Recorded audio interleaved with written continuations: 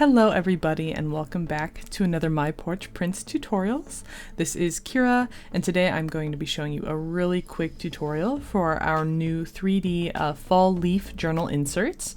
So to get started, go ahead and choose your 6 favorite leaf colors from this kit, and we're going to be printing them on paper. You could also use cardstock, but just keep in mind that will make the insert a little thicker.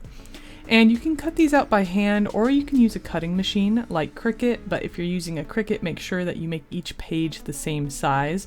So if you're adjusting the size in CRICUT Design Space, you'll want to keep that in mind. And if you have never used a CRICUT before and are interested, we do have a tutorial for fussy cutting with CRICUT. I will link that in the description box below. Once they are cut, go ahead and fold each leaf in half and glue them together as shown. So we're just going to add a little bit of glue along the edges and the insides of 2 of these leaves like this. And we're using Fabri-Tac glue because it is non-water based and won't wrinkle the pages. So go ahead and just glue those together back to back like this. And then we're going to repeat that process with all of the other leaves. So just one after the other, gluing the 2 blank sides together like this. And I would recommend inking the edges before you glue if that's something you want to do, because sometimes with Fabri-Tac, the ink won't stick if there's any glue on the edges, so keep that in mind.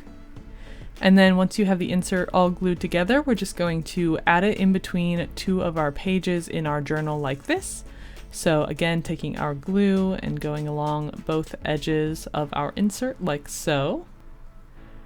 And then you're just going to go ahead and glue that right in between those pages, matching up the crease of the pages with the crease of our insert. Go ahead and press that in there, give it a minute to dry.